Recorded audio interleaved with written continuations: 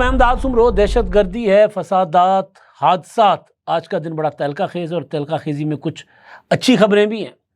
پاکستان اور چین افغانستان کو انڈیا سے توڑنے یا انڈیا سے دور کرنے میں کامیاب ہوتے ہوئے دکھائی دے رہے ہیں. بھارت کو اس سارے معاملے میں تناؤ ہوا ہے پہلگام واقعے کے بعد, جنگ بندی اور اس کے بعد جو فضائی حدود بند ہیں بھارت کے لیے, تو کتنا نقصان اب تک بھارت کو ہو چکا ہوا ہے. ان سارے معاملات پر بات ہوگی. اور آج جو سب سے بڑا سانحہ ہوا ہے, بڑا حادثہ ہوا ہے, وہ وہی ہوا ہے جو ہمیشہ ہوتا رہتا ہے, یعنی کیا جاتا ہے وار بچوں کے اوپر. یعنی دشمنی, جنگ اور اس سب کے بھی کئی اصول ہوتے ہیں, اس میں بھی جو ایون قبائلی لوگ بھی لڑتے ہیں آپس میں, تو ان میں بھی خواتین, بچے اور بزرگوں پر حملہ نہیں ہوتا, مسافروں پر حملہ نہیں ہوتا. لیکن اس بار شاید کسی کمینے دشمن سے ہمارا پالا پڑا ہے, غلیظ اور انتہائی گھٹیا قسم کا. ظاہر ہے دہشت گرد تو دہشت گرد ہوتا ہے, لیکن کہا جاتا ہے کہ وہ بھی تھوڑے سے کسی نہ کسی طرح اصول رکھا کرتے تھے. لیکن ہمیں جس سے پالا ہے وہ نہ مسافروں کو جو ہے وہ بخشتے ہیں, نہ وہ بچوں کو, نہ وہ خواتین کو. آج ایک بڑا سانحہ ہوا ہے خضدار میں, بچوں کی اسکول کی بس پر حملہ کیا گیا, اور جس میں اب تک کی اطلاعات کے مطابق 5 بچے شہید ہو گئے ہیں اور زخمی بھی ہوئے ہیں بڑی تعداد میں. تو آغاز میرا خیال ہے اسی سے کر لیتے ہیں, کیونکہ جتنی ڈیولپمنٹ اس خطے میں ہو رہی ہے وہ ساری کی ساری ڈیولپمنٹ کا تعلق براہ راست سی پیک سے ہے, براہ راست پاکستان کی جو معاشی ترقی ہے اس کے راستے میں روڑے اٹکانے سے ہے. اور اس میں ظاہر ہے کچھ ہم نے خود بھی بیچ میں پونے 4 سال, بلکہ پونے 4 سال کیا, پورے کے پورے 6-7 سال ہم نے اندرونی طور پر بڑا حصہ ڈالا پولیٹیکلی. 2014 کے دھرنوں سے لے کے عمران خان کی حکومت تک سی پیک کو جتنا نقصان پہنچایا گیا, یا جو پاکستان کو معاشی طور پر اپنے پاؤں پر کھڑا ہونے کے لیے جتنے مواقع میسر تھے وہ مواقع ضائع کیے گئے. میں کسی کے اوپر وطن دشمنی کا الزام نہیں لگا رہا, لیکن بعض اوقات لوگ استعمال بھی ہو جاتے ہیں اور پھر وہ اپنی ہٹ درمی پر قائم بھی رہتے ہیں کہ جب ان کو احساس دلایا جائے کہ یار آپ نے حرکت کی, نقصان ہوا, لیکن وہ قائم بھی رہے. تو نقصان تو ہم بہت پہلے بھی پہنچا چکے سی پیک کو, لیکن اس کے ساتھ ساتھ پھر دہشت گردوں نے مسلسل پاکستان پر وار کی. اور یہ کوئی وار نئے نہیں ہیں, 2014 میں نہیں ہوئے, 2009 میں لاہور میں سری لنکن ٹیم پر حملہ جو ہوا تھا اس کے پیچھے کون تھا؟ ظاہر انڈیا تھا, سب کو پتہ ہے. ٹیم پر حملہ کر کے پاکستان سے کرکٹ کو رخصت کیا گیا, پاکستان میں کرکٹ واپس آئی تو پھر ایشیا کپ بھی نہیں کھیلیں گے پاکستان میں, چیمپئنز ٹرافی بھی پاکستان میں نہیں کھیلیں گے, ورلڈ کپ میں پاکستان کی ٹیم آئے گی تو وہاں پر بھی انڈیا میں بھی پراپر نہیں ان کو جو ہے وہ سیکورٹی دی جائے گی. تو یہ سارا کچھ پاکستان کو ویران, بنجر, برباد ہر طرح سے کرنے کی جو سازشیں ہیں یہ اسی کا حصہ ہے. اور اس وقت جو ٹارگٹ ہے سب سے بڑا وہ سی پیک ہے. تو اسی سلسلے میں بیجنگ میں ایک بڑی ڈیولپمنٹ ہوئی ہے, تو وہ ڈیولپمنٹ میں آپ کے سامنے رکھتا ہوں. لیکن پہلے خضدار میں A P S army public school کے بچوں کی جو بس تھی اس پر حملہ کیا گیا, اور اس میں 3 بچوں سمیت 5 افراد شہید ہو گئے, 38 زخمی ہو گئے. اور واقعہ خضدار کے 0 پوائنٹ پر پیش آیا, جہاں کہ اسکول وین معمول کے مطابق بچوں کو لے کر جا رہی تھی. اچانک زوردار دھماکے نے وہاں پر جو ہے وہ بس کو اڑا دیا اور بس مکمل طور پر تباہ ہو گئی. بس کا ڈھانچہ بن گیا ہوا ہے, ڈھانچہ. تو ظاہر ہے جو بچے زخمی ہوئے ہیں ان میں اللہ نہ کرے لیکن خدشہ ہے کہ جانی نقصان جو ہے وہ بچے اسپتالوں میں ہیں, تو وہ زیادہ جانی نقصان کا اندیشہ بتایا جا رہا ہے. تو بچے جو ہیں جو زخمی تھے وہ سڑکوں پر جا کر گرے, مطلب میں بیان نہیں کر سکتا. بہرحال اس پر جو ہے وہ سیکورٹی اداروں نے اور فوری طور پر علاقے کا سرچ آپریشن کیا, اور وہاں کی وزیر اعلیٰ جو ہیں وہ انہوں نے پھر آ کر پریس کانفرنس بھی کی, پھر انہوں نے بتایا. اور آئی ایس پی آر جو ہمارا اپنا پاک فوج کا ترجمان ادارہ ہے, انہوں نے جو اس واقعے میں بھارت کے ملوث ہونے کا جو ہے وہ دعویٰ کیا ہے, اور کہا گیا کہ یہ جو لوگ تھے, اور یہ کہا جا رہا ہے کہ یہ بھارتی اسپانسرڈ دہشت گردی. چند روز پہلے آپ کو یاد ہوگا کہ قلعہ عبداللہ میں ایف سی پر حملہ ہوا تھا, ایف سی کے قلعے پر حملہ ہوا تھا, اور وہ حملہ جو ہے وہ پشتون ایریا میں تھا. تو میں نے جو اندازہ لگایا تھا کہ وہ ٹی ٹی پی کی کارروائی ہو سکتی ہے، اور ظاہر ہے یہ ممکنہ طور پر بی ایل اے کی کارروائی ہو سکتی ہے، واردات ہو سکتی ہے۔ کارروائی غلط لفظ نہیں استعمال ہونا چاہیے، کارروائی تو ایک لیگل ایکشن کو کہا جاتا ہے، ہم استعمال کر جاتے ہیں لیکن کارروائی نہیں ہے، یہ واردات ہے۔ تو وہ واردات مجھے لگا کہ ٹی ٹی پی کی تھی، میرا اندازہ ہے، اور یہ ابھی تک کسی کا ابھی تک نہیں کلیم آیا سامنے، لیکن جو بات سرفراز بگٹی صاحب کر رہے تھے تو اس سے لگ رہا تھا کہ جیسے بی ایل اے کے یا کوئی بھی جو ایسی تنظیم جو بلوچستان کا نام، بلوچ عوام کے حقوق کا نام استعمال کر کے دہشت گردی کرتے ہیں، جو مسافروں کو نشانہ بناتے ہیں، جو ٹرین ہائی جیک کرتے ہیں، جو بچوں کو نشانہ بناتے ہیں، تو یہ اس طرف انہوں نے اشارہ کیا تھا۔ تو آئی ایس پی آر کے مطابق بلوچستان کے خضدار میں آج ایک اور بزدلانہ اور بہیمانہ حملے میں اسکول جانے والے معصوم بچوں کی بس کو نشانہ بنایا گیا۔ یہ حملہ بھارت جیسی دہشت گرد ریاست نے منصوبہ بندی کے تحت اپنے ایجنٹوں کے ذریعے کروایا، آئی ایس پی آر کہہ رہا ہے۔ میدان جنگ میں بری طرح ناکام ہونے کے بعد بھارت نے بلوچستان اور خیبر پختونخوا میں دہشت گردی اور بدامنی پھیلانے کے لیے اپنے اعلیٰ کاروں کو سرگرم کر رکھا ہے تاکہ پاکستان میں خوف اور عدم استحکام پیدا کیا جا سکے۔ آئی ایس پی آر نے کہا کہ واقعے میں 3 معصوم بچوں اور 2 نوجوان شہید ہوئے جبکہ متعدد بچے زخمی ہوئے ہیں۔ آپریشن بنیان و مرصوص میں شرمناک ناکامی اور سیکورٹی فورسز کے مؤثر تعاقب کے بعد بھارت اب اپنے دہشت گرد نیٹ ورکس کو بطور ریاستی ہتھیار استعمال کر رہا ہے تاکہ پاکستان میں رہتے شہریوں کو جو ہے وہ نشانہ بنایا جا سکے۔ اس چیز کا خدشات تھا، انٹیلیجنس رپورٹس تھیں، یہ بات وزیر اعلیٰ بلوچستان سرفراز بگٹی نے کہا ہے کہ ہمارے پاس انٹیلیجنس رپورٹس تھیں۔ میرا سوال جو ہے کس طرح کی دہشت گردی ہو سکتی ہے، سافٹ ٹارگٹ بنائے جا سکتے ہیں، نشانہ بنایا جا سکتا ہے۔ یہاں پر ایک سوال ضرور ہے کہ جب انٹیلیجنس رپورٹس ہوتی ہیں تو میکسیمم سیکیورٹی سافٹ ٹارگٹس کے اوپر ہونی چاہیے۔ بازاروں میں دہشت گرد حملہ کر سکتے ہیں، دہشت گرد مسافر بسوں کو نشانہ بنا سکتے ہیں، دہشت گرد اسکولوں کو، یہ ہمارے پاس ایک ٹریک ریکارڈ رہا ہے دہشت گردوں کا، وہ اس طرح کرتے ہیں، مساجد پہ حملے کرتے ہیں، وہ گرجا گھروں پر حملے کرتے ہیں، وہ مندروں پر حملے کرتے ہیں، اس طرح کی چیزیں، وہ عبادت گاہوں پر، داتا دربار محفوظ نہیں، لال شہباز قلندر محفوظ نہیں ہمارے پاس، پشاور کا گرجا گھر محفوظ نہیں تھا ہمارے پاس، تو یہ سارا کچھ ہوتا رہا ہے۔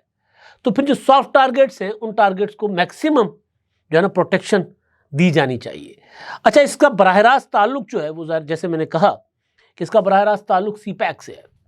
تو ہمارے وزیر خارجہ نائب وزیر اعظم اسحاق ڈار صاحب جو ہیں وہ بیجنگ میں تھے، ان کی کل وہاں پر ملاقات ہوئی بیجنگ کے حکام کے ساتھ، جس میں کہا گیا کہ جی پاکستان کا جو چین جو ہے وہ آہنی دوست ہے، آئرن فرینڈس ہیں، اور آج جو میٹنگ ہوئی ہے وہ تینوں ملکوں کے وزرائے خارجہ، تیسرا ملک ہے افغانستان، ہمارے وزیر خارجہ، بیجنگ چین کے وزیر خارجہ اور افغانستان کے وزیر خارجہ، اور اس میں سی پیک 2 میں تیسرے فریق کو شامل کرنے پر اتفاق ہوا ہے، تیسرا فریق ہے افغانستان، اور افغانستان کا اس میں شامل ہونا بڑا، یا افغانستان کے وزیر خارجہ کا پاکستان اور چین کے ساتھ بیٹھنا بذات خود بھارت کو ایک اور شکست ہے، کیونکہ بھارت کا خیال تھا کہ اس نے افغانستان میں بہت زیادہ انویسٹمنٹ کیا پاکستان میں دہشت گردی کرنے کے لیے، وہ فتنۃ الخوارج بی ایل اے کو وہاں سے افغانستان کے ذریعے استعمال کرے گا پاکستان کے خلاف،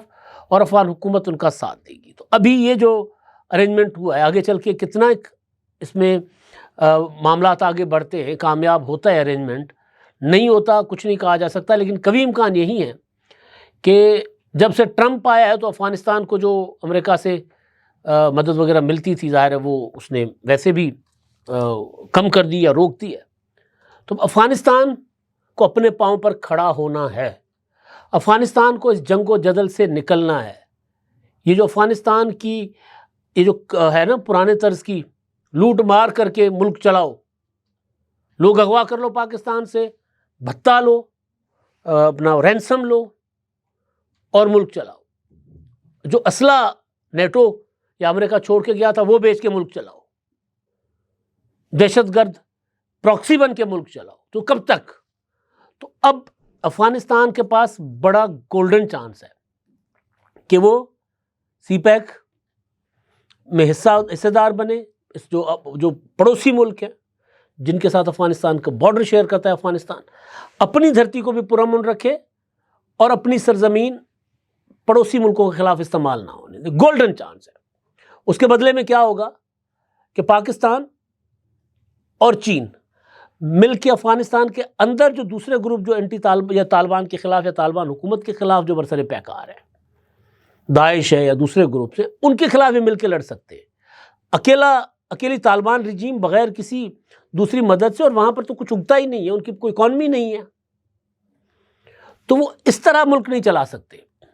تو ان کے لیے گولڈن چانس ہے، اور کبھی امکان یہ ہے کہ افغانستان جو ہے وہ جو یہ رجیم ہے افغانستان کی، یہ شاید بھارت سے اب تھوڑا سا کنارہ کر لے، بیجنگ اور اسلام آباد کے ساتھ جڑ جائے، تو یہ پھر بھارت کو ایک اور بڑی چپیڑ ہوگی، ایک اور بڑی خطرناک قسم کی شکست ہوگی بھارت کو۔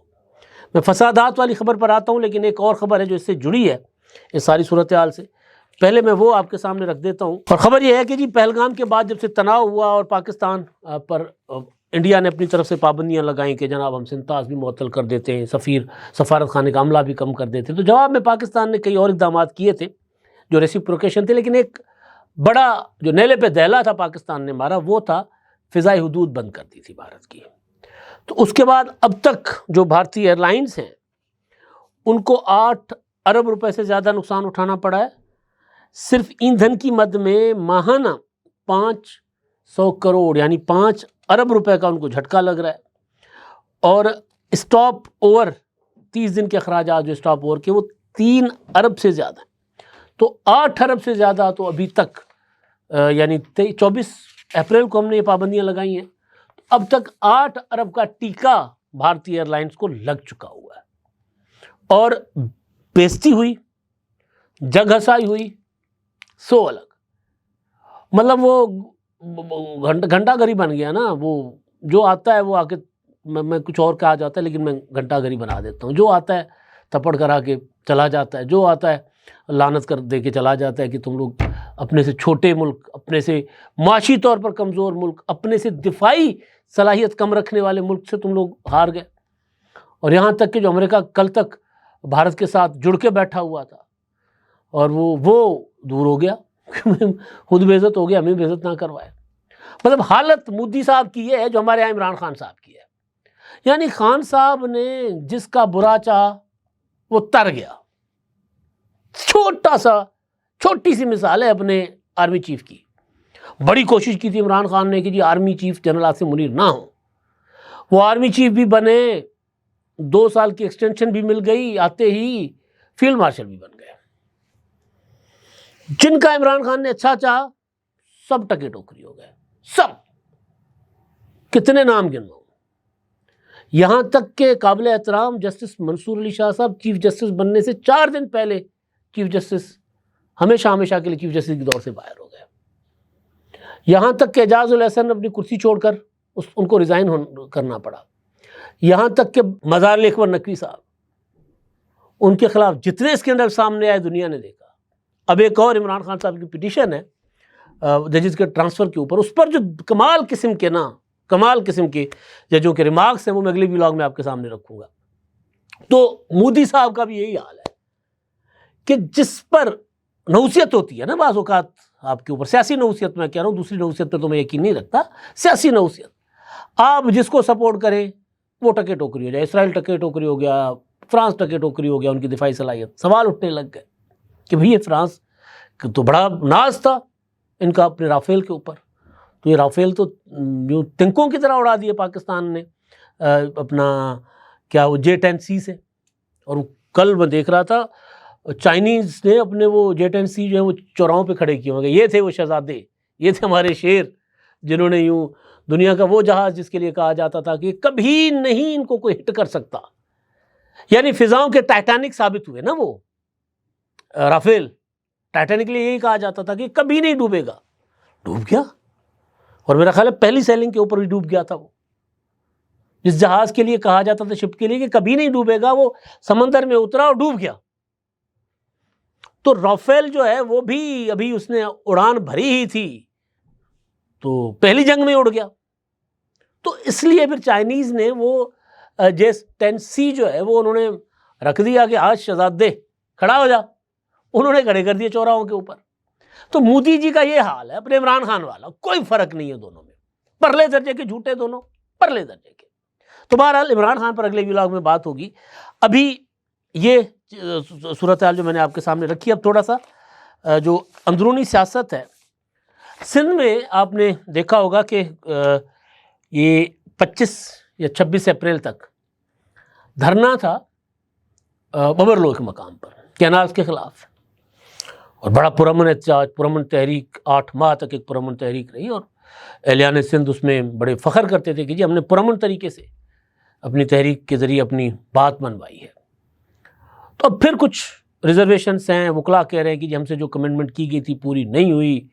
تو اس پر کل ایک وہاں اپنا گروپ ہے جس کو ریاست نے کالعدم قرار دیا ہوا ہے، ان کی طرف سے مورو بائی پاس پر دھرنا دیا گیا. وہاں پر پولیس کے ساتھ ان کی مد بھیڑ جو اس طرح ہوتی ہے، جھڑپیں ہوئیں، اور اس کے بعد دھرنے والے جو ہیں وہ جا کر پہنچے ضیاء الانجار جو وزیر داخلہ ہے سندھ کے، ان کے گھر کو آگ لگی، گولی چلی. ایک شخص جو ہے وہاں پر زاہد لغاری، وہ جاں بحق ہو گئے. ایک زخمی ہے جو انتہائی تشویشناک حالت میں، ابھی تک دوبارہ دھرنا ہے. پھر وہاں پر جو ہے وہ ٹرالرز جلائے گئے. پھر وہ جو ٹرالرز جو چینی یا یوریا لے کر جا رہے تھے وہ لوٹے گئے. یعنی 12 دن کا دھرنا جس میں ہزاروں ٹرک، ٹرالر، بسیں، گاڑیاں سڑکوں پر دن رات پھنسی ہوئی تھیں. وہاں لوگوں نے ان کی خدمت کی، اور یہ تشدد کا ایلیمنٹ. اب اس میں 2 چیزیں، ایک یہ کہ گولی کیوں چلائی گئی. گولی اگر دھرنے کے اوپر بیٹھے ہوئے لوگوں پر چلائی گئی ہے تو غلط ہے. جو بھی دھرنے والے تھے اگر پرامن تھے تو پولیس نے گولی چلائی، پرائیویٹ لوگوں نے گولی چلائی، یہ بالکل غلط ہے. اس کے ذمہ دار وزیر داخلہ ضیاء الانجار اور ان کی ایڈمنسٹریشن ہے. ان کو اس چیز کی انویسٹیگیشن کرنی پڑے گی. اور دوسری چیز جو ہے کہ وزیر داخلہ کے گھر پر جا کر حملہ کرنا، پرائیویٹ پراپرٹی پر حملہ کرنا اور اس کو آگ لگانا، کیونکہ اس کی ویڈیوز ہیں. اب کچھ لوگ کہہ رہے ہیں کہ جی 60 فٹ کی دیواریں تھیں تو عام لوگ کیسے، عام لڑکے جا کر اس کو آگ لگا سکتے ہیں. یہ بالکل وہی دلیل ہے جو دلیل دی گئی تھی کہ جی کور کمانڈر ہاؤس میں جو ہے وہ لوگ گھس رہے تھے تو روکا کیوں نہیں گیا. تو گولی بھی وہیں چلی تھی، اور گولی میں نقصان ہوا تو اس کے بعد پھر اپنا جب آگ لگائی جا رہی تھی تو گولی وہیں ضیاء الانجار کے گھر کے اوپر چلی. تو یہ جو تشدد کا ایلیمنٹ ہے، یہ بڑی خواہش تھی کچھ قوتوں کی کہ سندھ کی اس تحریک میں تشدد کا ایلیمنٹ آئے، داخل ہو گیا ہوا ہے. لیکن اب بھی سندھ کی دیگر، کیونکہ اس میں کوئی اور پولیٹیکل پارٹی نہیں شامل، ان سب کا یہ فرض بنتا ہے کہ وہ جو اگر پولیٹیکل لوگوں کے ساتھ، یہ جو ورکرز ہیں، یہ گولی چلی ہے اس کے ساتھ زیادتی ہوئی تو ان کے ساتھ کھڑے ہو. اگر شرپسندی ادھر سے ہوئی ہے تو صرف اس لیے نہیں کہ دوسری طرف حکومت ہے تو ان کا ساتھ دینا ہے یا پولیٹیکل ورکر تھے، نہیں. تشدد ریاست کرے یا سیاست کے نام پر کیا جائے، دونوں کی مذمت ہونی چاہیے اور دونوں سے الگ تھلگ ہو کر دونوں کے خلاف ایکشن کا مطالبہ ہونا چاہیے. ضیاء الانجار یا سندھ حکومت نے اگر اپنا غلط قدم اٹھایا ہے، تشدد کیا ہے، گولی چلائی ہے پولیس کے ذریعے، تو جو ذمہ داران ہیں ان کو کڑی سے کڑی سزا ہونی چاہیے. اور اگر پہل کسی اور طرف سے ہوئی ہے تو ان کے خلاف بھی سخت ایکشن اور سخت کارروائی ہونی چاہیے. اس وقت بھی مورو میں دھرنا جاری ہے، مورو میں اسٹرائک ہے اور صورتحال کشیدہ ہے وہاں پر، کیونکہ پھر وہ کچھ پرائیویٹ لوگوں نے بھی ضیاء الانجار کے جو بنگلوں پر تھے انہوں نے بھی گولیاں شولیاں چلائی ہیں. تو یہ پرائیویٹ ایک لڑائی کی شکل اختیار کر سکتی ہے. چک جمرہ کے قریب جی ایک شالمار ایکسپریس رات 2 بجے ایک مطلب ہم عجیب لوگ ہیں نا، ایک ٹرالی گزر رہی تھی، وہ پھنس گئی اور ٹریکٹر نکال کر ٹرالی چھوڑ کر چلا گیا اور گاڑی آ کر اس میں ٹکرائی اور 1 کلومیٹر تک پٹڑی سے اتر گئی. لیکن شکر ہے کوئی بڑا جانی نقصان نہیں ہوا.